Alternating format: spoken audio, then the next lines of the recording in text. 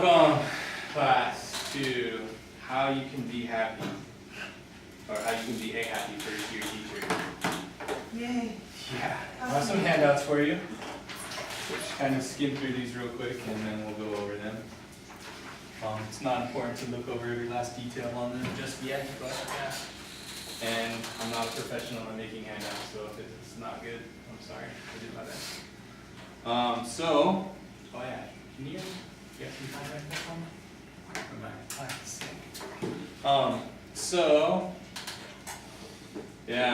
So these are some key terms that are going to be useful that are on those papers. Let's see here.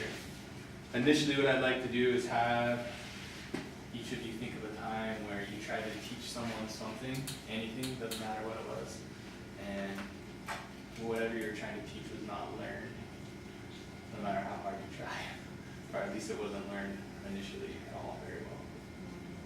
Anybody have any examples? All right. Yes.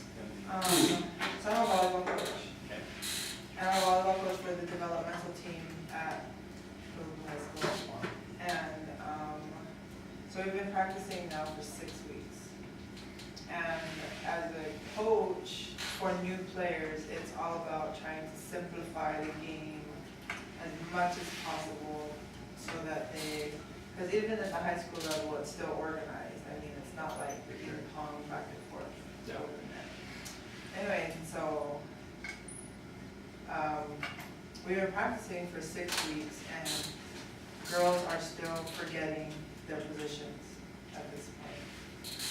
And me and my assistant coach, we've tried almost every approach we can think of to try to get these girls to remember the one position that they play. You're supposed to be playing now. You know, and they're 6, so if you only play 1 out of 6, Shouldn't be that difficult. well, it shouldn't, that's what we're Yeah. thinking. Yeah. So we've tried every approach. We've tried the serious disciplinary coaches, we've tried the fun that they have planned to do whatever coaches, and it's just been really tough to try and find a way to get them to internalize that motivation. And accept what you're teaching them and have them be useful in their lives. So that could happen to each and every one of you on our first day of school, where we have all of our knowledge. I don't know if you consider yourself an expert, but you know a lot about what you're trying to teach, and they're just not grasping it, and that's super frustrating, and it's something that could definitely happen on our first day. So as far as being a happy first day and first year teacher, you just have to realize that sometimes lessons are not going to go perfect. And that's one thing that, sometimes people are perfectionists in how they try and teach or what they think about, and they think that they are totally capable of disseminating information, but sometimes no matter what you do, stuff's not just it's just not going to get in. So don't take too much responsibility, and definitely work with your students as that goes by. So that's the magic formula right there, is just realize that not every day is going to be perfect. So yeah, if you can look at your handout real quick. Is there anything on here, just kind of as you skimmed it, that you don't understand as of yet? We're going to go in detail, but just on a surface level. Is there anything there that's like, whoa, that's totally foreign? What's induction programs? Induction programs, we're definitely going to talk about that. And that has to do with something at the district level where they help you to become a teacher in that district or in that area before you're actually, live, before you get your keys and have to perform, basically. So, any other questions? All right. So, going on here, let's see here. So yeah, we're going to discuss some ways you can be a happy teacher, and that's basically on the do's section of the handout. So let's see here. Let's go into it. Beg, borrow, and steal. What does?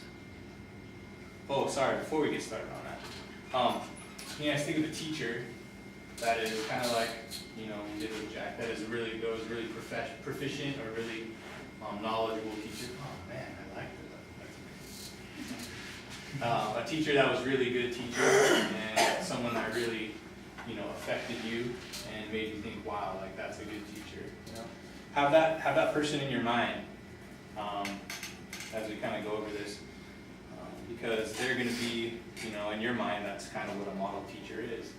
And as we go through this, realize that that teacher had a first day, that teacher had a first year, and they dealt with all the similar kinds of things that we're going to have to deal with on our first day, on our first year. And they became the kind of teacher that you guys really respect because of their ability to kind of go through things and learn and be better. Let's see here. So yeah, beg, borrow, and steal. Who has an initial thought on that? Is that a situation in real life or in regular life that we want to ever have to be in? Probably not. So when I was teaching in the classroom last year, I was really having some trouble with some students who had a hard time reading and comprehension. And so what I did was I went to the teacher next door and I asked her, because she was one of the exceptional teachers. Is that the rating they give now? Exceptional teachers after observations, like all those kind of things. Anyways, and she just had a good, highly qualified, there you go. Highly qualified. So she was, I mean, and she's had a repertoire in the school, like she is a great teacher, you know, and so I went to go see her. And I was practically begging her, you know, I have this student, I need to do an IEP, I need to do interventions, but I don't know what to do.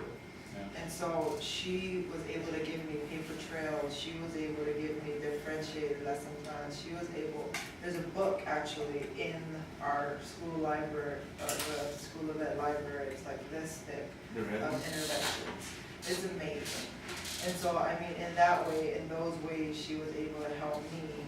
And she even told me, you know, oh, you can keep all of that, you know, to use, because she knew I was coming back to school and stuff. And so, because of that, I was able to have a really good IEP meeting with the students' parents and to let them know exactly what we were doing, and small group instruction, and all of that was a lot more effective because somebody else helped. And I'm imagining that because you were begging this teacher, you know, you're probably you were at your wit's end, you know, like when you're new to this whole situation, you're like, what do I do? Like I don't know. So she's been in teaching for a really long time, so I'm super glad that she helped. Yeah, that's right. Let's see. Okay. So thank you for your comments. So yeah. As far as begging, borrowing, and stealing, is there any situation when it comes to teaching where we can think that, you know, when we're thinking of the benefit of the student, and obviously we're not doing illegal things, we're not like stealing copyrighted information, but as far as using processes and using, you know, strategies and things like that, is there anything that we cannot beg, borrow, or steal? I mean, is there anything that we cannot use to help our students learn? And more to the point, is there a lot of information that's out there to help us to become effective teachers and good teachers, and teachers that don't feel like they're failing, that they want to rip their hair out, that they want to quit, you know, their first year of teaching, you know? So we're not going to have all of the answers initially. There's no way possible. And that kind of leads into the second topic here, as it talks about in this, in the chapter. It talks about the fact that no matter what, it says, I like it, teacher education and student teaching will not have prepared you. I mean, that's straight out of the subject heading there. It will not have prepared us, because how can we be prepared to be teachers if we've never taught? You know, we can get all this information, we can get all this knowledge, but is it going to be something that we can, you know, apply? I mean, the theory is great, but the application of the theory is what being a good teacher is all about. And being a teacher that can, you know, feel confident in what they're doing and be happy in being a teacher. So yeah, I mean, that kind of goes back to the initial concept that, you know, things are going to happen in your first year of teaching that you don't, you know, you're not gonna expect, but that doesn't mean that you're a bad teacher, you're a failing teacher, and that you should quit. So, yeah, then we get into the subject of the best teachers are the best students. What does, can anyone try and describe that, what I mean when I say that, what the chapter means when it says that? I think that, Jack, thank you, appreciate it. well, Claire's just absorbing the stuff. anytime we want to get good at something, we have to observe, we gotta learn it. And so, we gotta say, for example, Michael Jordan was the greatest player to ever play the game, but he was one of the greatest students to ever learn the game. And so he learned the ins and outs, the ways, and the best ways to defeat defenders and to play offense and to become Play off the ball. Exactly. And so there's so many different aspects to basketball that he was able to learn and become an expert in, which allowed him to become the greatest. He actually got cut from his high school team. Very true, you did. And so the best teachers in the long run are those who are constantly looking to improve. So you have, even when you get, I have a teacher, a TESOL teacher, and he's been teaching TESOL at the college level for close to 4 years now. And he came in and he was doing a certain way to count participation points, and then realized that it didn't really work and was able to make a change. And so he was still looking for ways to improve. In-flight adjustment. Yeah, and while he's had all this knowledge, so he's probably one of the best students of teaching, Yeah. being a teacher himself. So And he it's shows you that as well, and that's cool, you know. I think that's very important in being a teacher, that, you know, your students know that you're human, you know, that you're a person, although obviously you want their respect and you want to be able to educate them. Yeah, thank you, Claire, you had your hand up. I like that it said like,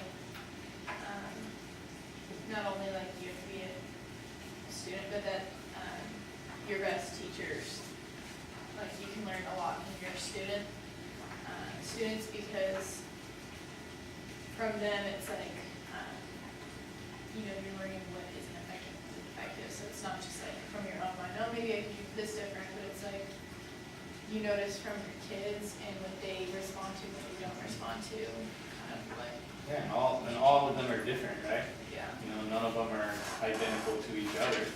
And so you're gonna have a variety of different kinds of students. And sure, year by year, class by class, even maybe you're gonna be able to relate one student to another, say, oh, this was this kind of student, and all that kind of stuff. But all that plays into, you know, keeping you happy, is just basically understanding more as it comes. I kind of drew up a little example of instruments or sports or whatever, but you know, Jack kind of hit on that pretty good, you know, like being a student of teaching and being a student of other teachers as you're in your teaching profession is a way, I mean, it's an additional thing to motivate you, you know, it's a goal that you can have, like, oh, I like what that teacher does, I want to incorporate it into my class, you know.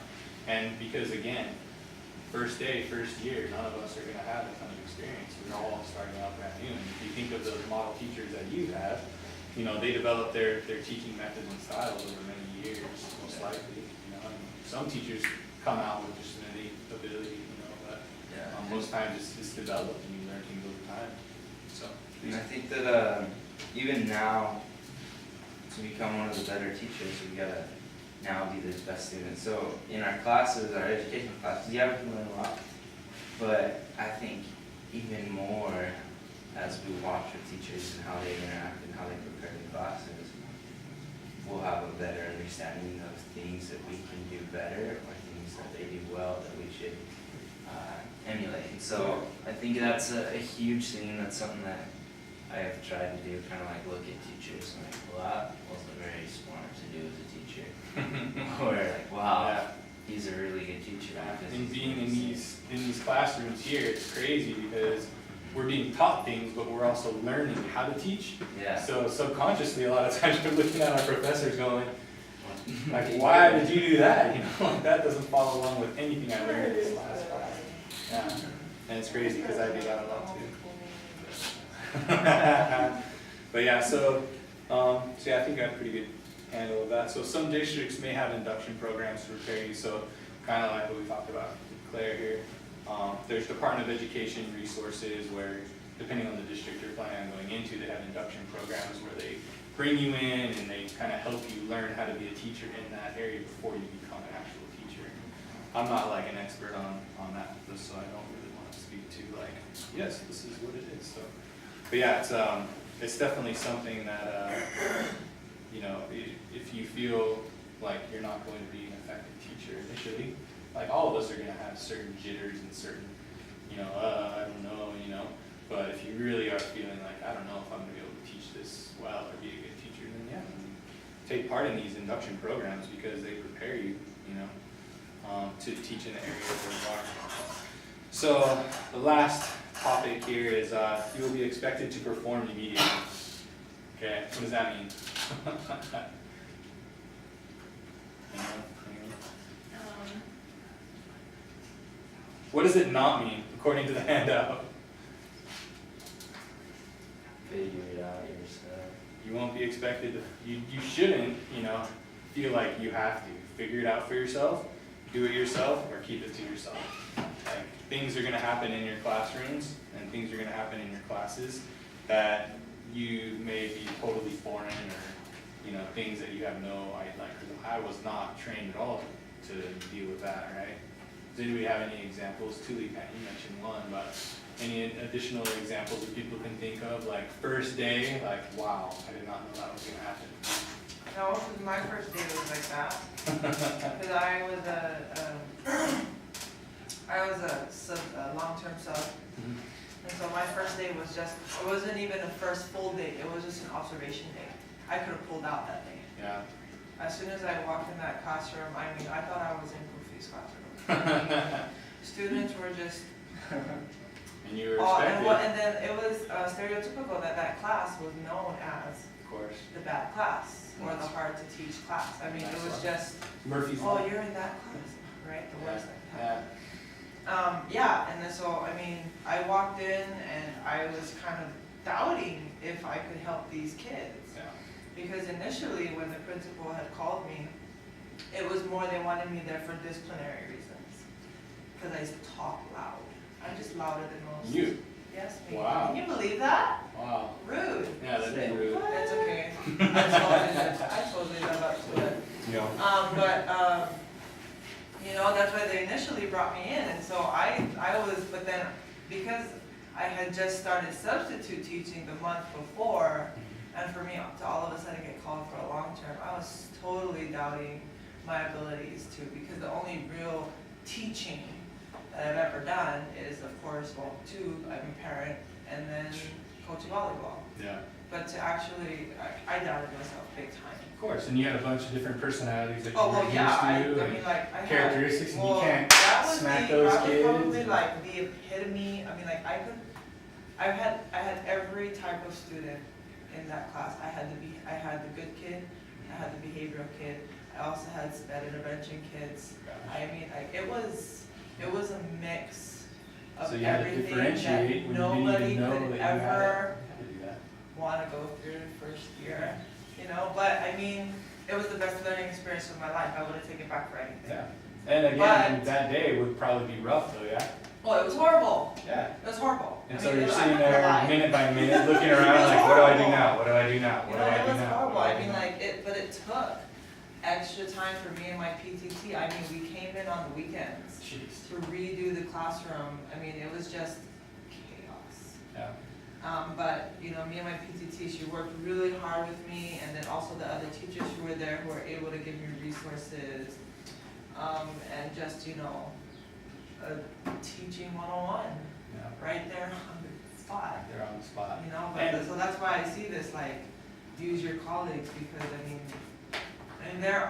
and I'm not gonna lie, most of them were like, why are you doing all that, you're just a sub. And I'm looking at them and I'm like, Because I care. yeah, if your kid was in that class and you, Yeah. would you just want a blah teacher? Yeah. Just like somebody who's like, oh, just go in and fill in, please, Just whatever Yeah. kind of teacher, yeah. you know, so Yeah, that would that's be- why my that would be rough. perspective has totally changed, and I never thought in a million years I would teach zero, no. I know exactly how you feel. No. And then I had this experience, and True. all of a sudden, that's all I want to do. Yeah. So it's, Yeah, well, for me, and going into that, and something that's gonna drive me to sustain even on crazy days and whatnot is that, as I learn more now in the School of Education, and as I told people about me design, wanting to become a teacher, it's crazy how much support you get, how much confidence people have in you, and how people want you to be successful, and it's a normal thing, people want to help people that are trying to help themselves, trying to be better, and that goes into the, plays into your colleagues and the other people at the school that try to help you on that first day, like, hey, this is what this student is, or when you have this kind of situation going on in class, this is maybe a way that you can help, your students calm down, or whatever the situation is. And it's hugely important to use your colleagues because they will help you more than you realize. And if teaching were easy, the thing that says no such thing on here, we would have pat answers, simple answers, quick fixes, sure models, and foolproof methods. All those things would take place if teaching was easy. And if we were expecting to walk into a classroom and be like, boom, done. But that's not how teaching is. So yeah, you hit the nail on the head with the little activity I was going to talk about. So thank you for that. No, it's good. So, all right, we're going to go over these real quick and we'll see how much we can remember. Before I have you turn your papers over, give them a quick glance. Do big bar and still, be a good student because best teachers equals best students. Use your colleagues as the best resource. Become part of a learning team. Seek out induction programs. And don't feel like you have to be perfect at any lesson. Don't feel like you have to reach every student perfectly every day. And don't be a quitter because quitters hurt the confidence of their students. And that is really, really important because when you're just sitting there, kind of like the video that we watched initially, that kid who got up, in my classroom, in high school, or in my high school, if the kid were to do that, oh man, there would be a lot to pay for. But in this day and age, he was right about what he said. Social media is right there. We most likely wouldn't have even heard about it if someone did put it on YouTube, And now we have a student that gets up and says, I want to learn, And if we're a quitter kind of teacher and just sitting there and just whatever, I don't even care. Or, if we're not happy or trying to be happy and trying to do a successful job at teaching, then we won't, We won't give our students confidence, and that's one thing that all our students need in order to learn effectively. Okay, turn over your sheets of paper. Turn them over.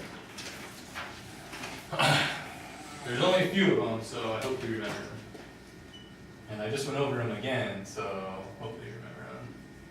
So do's and don'ts, or don't. So what are a couple of the do's? Anybody? Beg, borrow, and steal. 3 D's. I'm just going to do BQ. Beg, borrow, and steal. Oh, steal. Oh, sorry. D squared. Sorry. I'm not questioning each other. Squared. No, it's okay. It's okay. Here, I'll write them all out because I'm actually going to do something afterwards as well. Okay. What's another one? But learning from your students Best and being a teachers? student is the best Yeah. way to become a great teacher. Seek out induction program. Okay. What else you got? So that's 3 of them, yeah? There's 2 more. Dooley went heavily into one. Sorry. No, it's good. What did you talk about? A lot. Use your On your first day. Use your Okay, use colleagues. That's good. Colleagues. How do you spell colleagues? Sorry. Spell check. Pretty I good always spell wait check. for the automatic. That's right. And the last one, we didn't really touch on, but no, the last one is become part of a learning team. And I think that this can be done, I'm not 100% sure, but like at the school level or even It's beyond. okay, that'll be my lesson. So, yeah, it's definitely important to increase our learning, to continue learning. And then what are the don'ts? Real quick.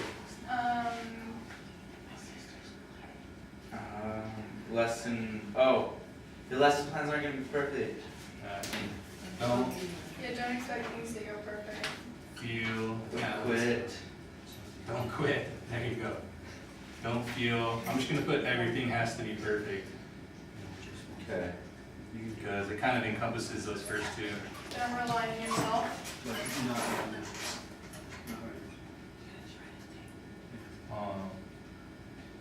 Yeah, I mean, you don't, that's another one that's not on the list, but you don't have to rely totally on yourself. Use your colleagues, use any resource that you can to help you in your classroom and outside of your classroom, because man. Yeah, because we're doing a portfolio for history, and part of it is getting pedagogy lesson plans, and there are like 1 million. Oh, yeah. Free out there. I mean, like, you don't have to necessarily like steal them, but you can. But I mean, you can always tweak it. Yeah, everything is going to be unique to you, no matter even if you do steal it, unless you like just play a video the entire time of someone else doing the lesson. You're going to put your own personality and all that into it. So, and there's, again, I mean, there's no such thing as pat answers, simple answers, quick fixes, sure models, or foolproof methods. So yeah, and going over all of these, does everybody feel like they can be confident and be able to execute like these things, especially,